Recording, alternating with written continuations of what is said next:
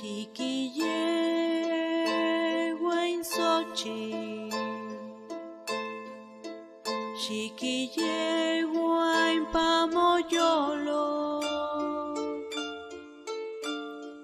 Pampanimistla Sotla, Pampanimistla Sotla, Icano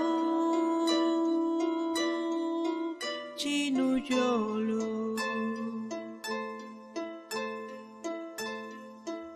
Xiquillehuain Xochi, Xiquillehuain Pamoyolo, Pampanimistla Sotla, Pampanimistla Sotla, Icano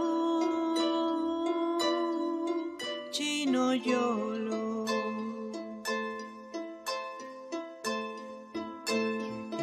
Xiquillehuain Xochi, Xiquillehuain Pamoyolo, Pampanimistla Sotla, Pampanimistla Sotla, Icano Chinoyolo.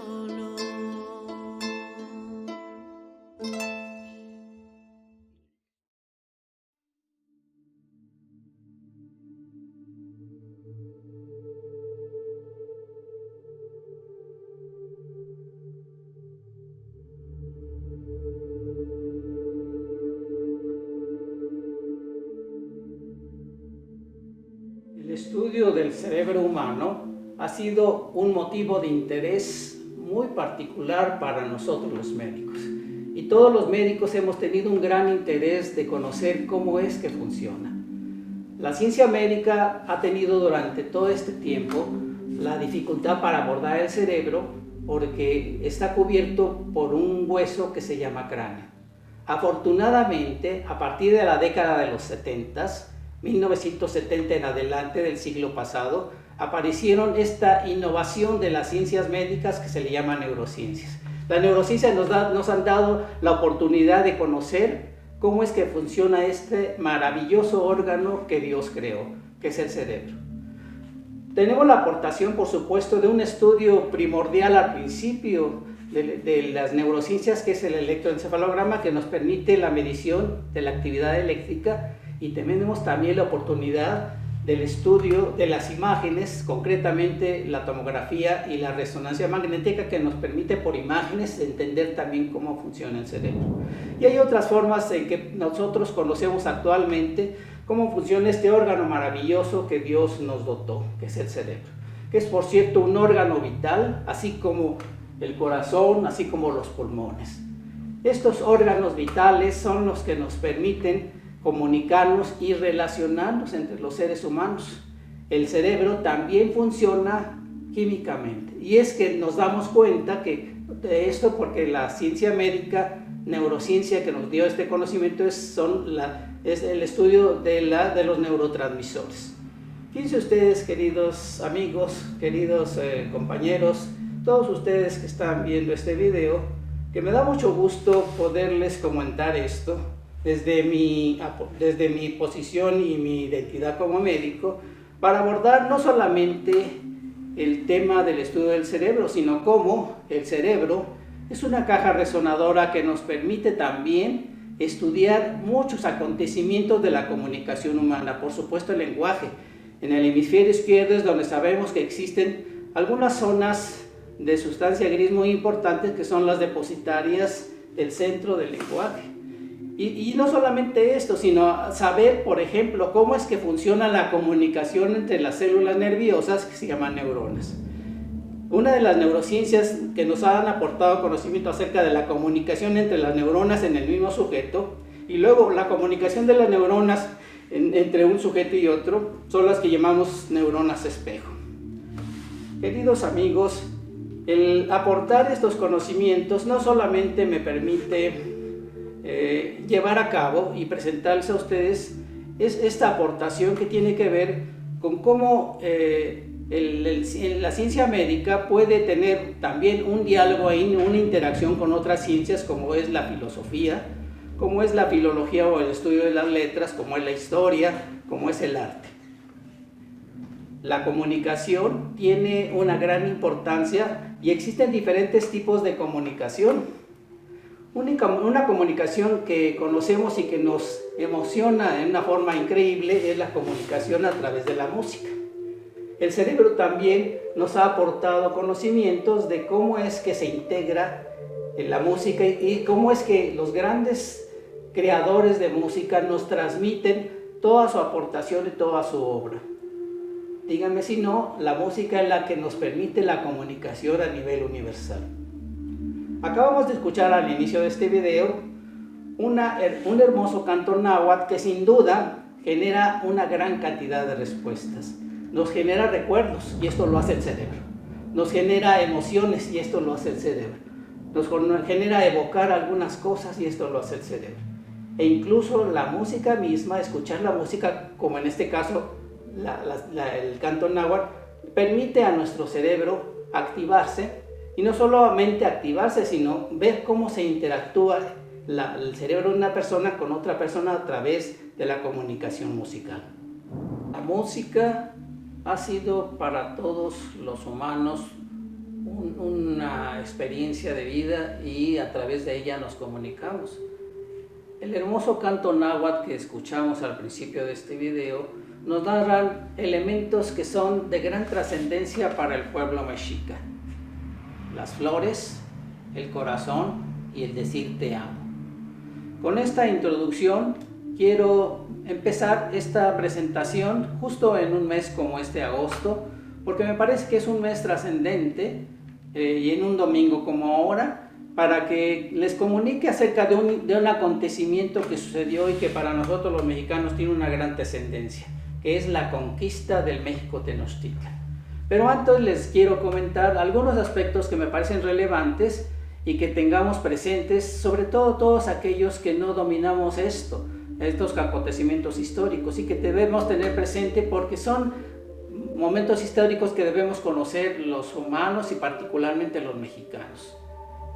Entre el siglo XII y el XIII, los mexicanos que quisieron en ese entonces y que salieron del pueblo de Aztlán buscando un lugar prometido que era Aztlán, transcurrieron los 2 siglos para que llegaran al lugar de destino que era México Tenochtitlan.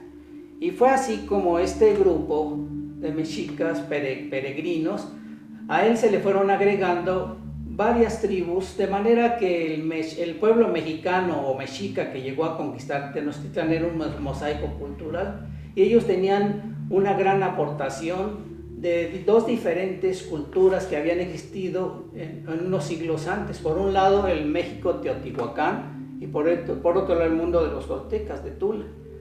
Los toltecas de Tula, de él se heredó la importancia de la vida del jaguar y del México Tenochtitlan se heredó la gran tradición del mítico dios Quetzalcóatl. Quetzalcóatl para los mexicas de ese entonces era un dios mítico que sin embargo les había prometido regresar para que se dieran una serie de cosas que para ellos podían haber sido importantes. Quetzalcóatl había tenido la oportunidad de diferenciar entre el mundo del bien y el mundo del mal y él combate con otro dios para que pudiera hacer esto trascendente y sin embargo Quetzalcóatl tiene que morir, descender al mundo de los infiernos para después recobrar una serie de alianzas y circunstancias y poder regresar al pueblo mexica. En el momento en que los españoles llegan a conquistar la Nueva España, los mexicas estaban esperando el regreso del dios Quetzalcóatl. En 1521 el Valle de México estaba poblado por alrededor de 1 millón de habitantes y el islote de México Tenochtitlan por aproximadamente entre 100,000 y 200 habitantes. Es impresionante darnos cuenta cómo el pueblo mexica tenía una serie de acontecimientos en su vida cotidiana que vale la pena que los tengamos presentes. Las flores eran un instrumento de gran utilidad para ellos, no se diga las rosas. Y por supuesto el corazón no solamente servía para ofrecerlo a los dioses, sino además ya se hablaba en los cantos y en la poesía náhuatl de la importancia del corazón. Y por supuesto hablar de los dioses. Les mencionaba hace un momentito de Quetzalcóatl. Cuando llegan los españoles a México y conquistan Tenochtitlan, probablemente una circunstancia que sucedió fue como los mexicas pudieron haber confundido la llegada de los españoles con el regreso de Quetzalcóatl. Amigos, la historia de México Tenochtitlan es de gran trascendencia y me gustaría mencionarles algo basándome en un mapa que tomé de la revista de Arqueología Mexicana y que me gustaría irles describiendo a continuación. Ustedes en el film van a ver un mapa y en este mapa quiero mencionarles cómo el peregrinaje de este pueblo que entró por el norte fueron caminando por diferentes zonas y cómo se iban cubriendo y haciéndose la urbanización hasta llegar al gran islote del lago de Texcoco, que es México Tenochtitlan.